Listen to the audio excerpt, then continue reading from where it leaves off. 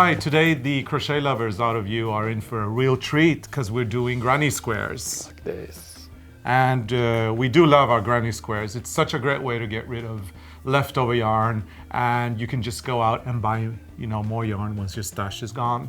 So it's a really good excuse to keep doing granny squares.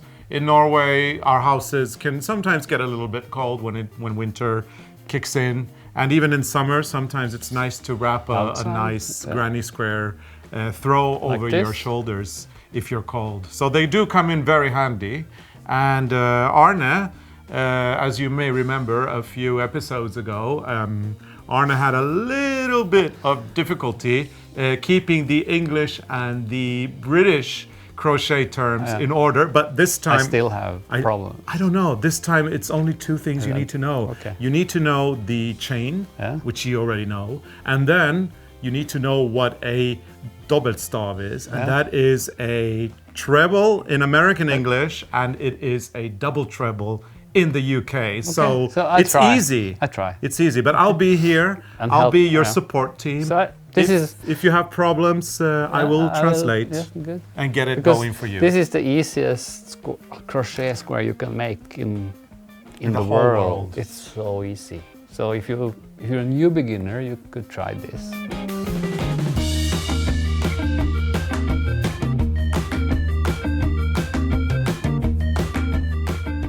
So let's start with yellow. So I start with green. So I make the loop. The loop, yes. The loop. Put that on the needle, and then I do 8 chain stitches.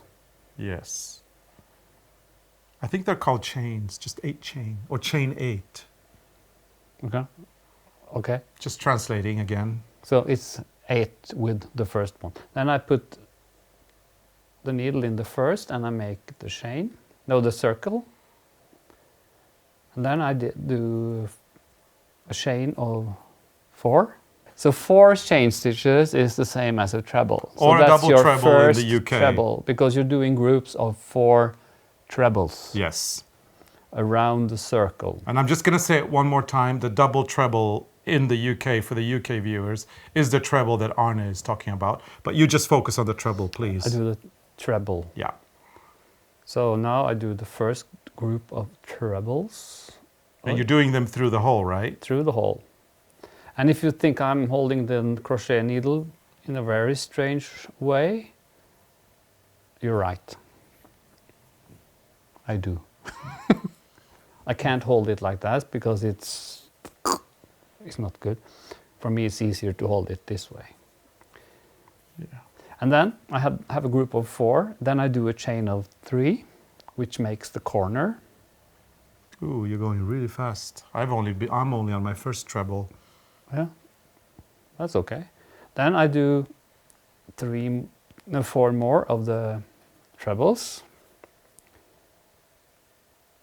The first time I did a chain of 4, which is 1 treble and then 3 trebles, and on the next group I do 4 trebles. And that's the way it goes. So, and then 3 more chain stitches, 2 and 3. So, and then 1 more group. So to make a square, I need 4 of these treble groups. Okay, right? I see. So maybe you can just repeat that again. You do, like I've done now. I did 8 chains. Then I did 4 chains again, and then I did 3 trebles, or in the UK, double trebles in the hole, right? And that's my first group. Yeah. The crochet language. Yes, the crochet language is a little bit daunting. Daunting. And then once you've done that, how do you go on? No, then now I'm doing the last group of 4 trebles, because the last of 4, as I said, you need 4 groups of trebles to make a square. And then when you've done the last 4, it looks like this. Oh, lovely. Then you do. So is there a chain in between? Yeah. So a chain in between. And then I do a new group. No, 3 chains in between. 3 chains in between. Because 3 chains make the corner. Oh, I see. So 1, 2. So now I finished the first round with 3 in a chain, and then I do a slide stitch in top of the first one, which you mean is a slip stitch? A slip stitch. Slip stitch. I think it's a slip stitch. Okay. It's a slip stitch. Yeah. Okay, and then you cut the yarn, and you pull the yarn through the last stitch, slip stitch. Yes. Then you have the first square.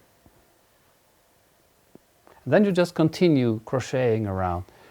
I like to turn it to the back when I do the second round, because that way there's no front and back.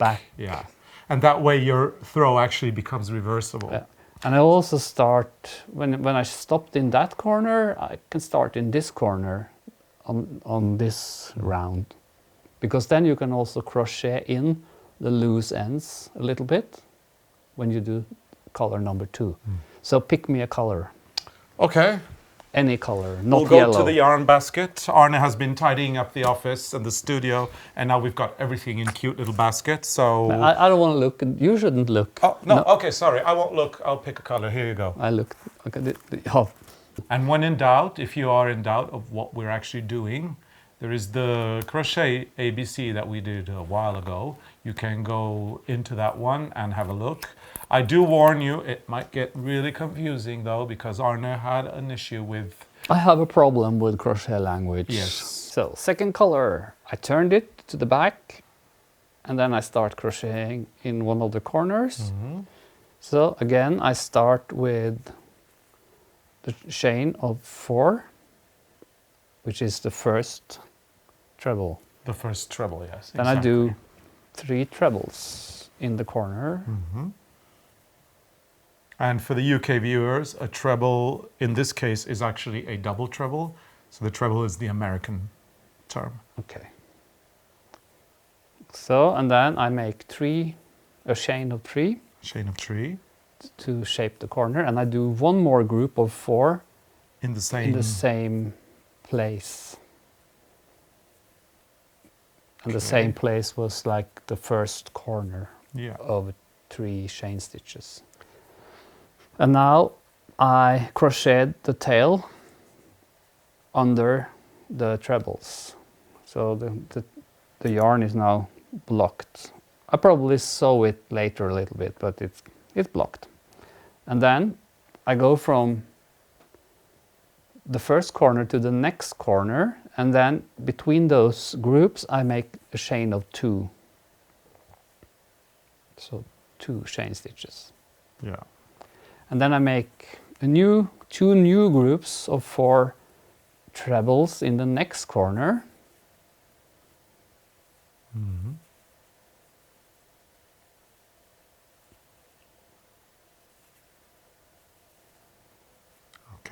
Okay. It looks like you've done this before. I've done it. You're so fast. And then a chain of 3 again. Sometimes I split the yarn, sorry. 2 and 3, and then 1 more group of trebles. You can do as much as you like. If you want to have more trebles, you just do more chain stitches in between the groups. But do it like this. This is not confusing. No, not at all. This is easy. And we will be posting the full pattern of this granny square in our website, in our blog. So you can actually just, go straight there and get it. And you'll be crocheting blankets in no time. And now I've done 2 corners. And now I'm going to the 3rd corner. That's where the tail is. So then I put the tail over those chains like this. I just hold it over like this, and then I do my trebles over the tail and the chain. So this way I block the tail. Perfect. So 2 more groups of 4 in this corner. And then the tail is also blocked. and 3 for the next corner, and then 2. One more group of Well, I'm trebles. fascinated by seeing you do this so quickly that I've forgotten all about my own. Yeah, but you can. I know it's not a competition, it's just you're so fast, it's crazy. Some people are really upset because I hold the needle the wrong way. Well, so do I, but we're boys, what can we do? Boys have a tendency to want to hold them like that. I can still crochet. Yeah. So it has nothing to do with the way you hold the needle. If you want to hold it like that, go ahead. 3 corners finished. 1 more. And then I won't show you more because then you know how to do it. Okay? Yeah. I'm not making the whole square. Because now it's the same system all the way around. And you just pick a You new just keep color. going. You keep crocheting around and around until you have 1, 2, 3, 4, 5, 6 rows. So 6 rows of squares going around like that. Or as many as you like. Or as many as you like, yeah. And we don't like to have the same colors on every square. So it's like... Try to be a little bit random Yeah. when we pick and choose the different colors. We like to have a lot of colors. So now I end it with 2 chains between the 2 corners. And then I do the slip stitch. slip stitch. Cut the yarn and pull the yarn through the slip stitch. And then round 2 is finished. And then we need a 3rd color, which I'm going to pick randomly. Oops. Okay, black. And then you do the same. You just work your way around. In the corners, you have always 2 groups of trebles, 4 trebles in each group, Yes. with 3 chains in between. Yeah. On the sides, there are 2 chain stitches in between the And groups. And that's how it works. So it's great way. And once you do the, like if you want to do 6 rounds like we've done, or 6, yeah. This is the same and it's open, so I take this. Okay, great.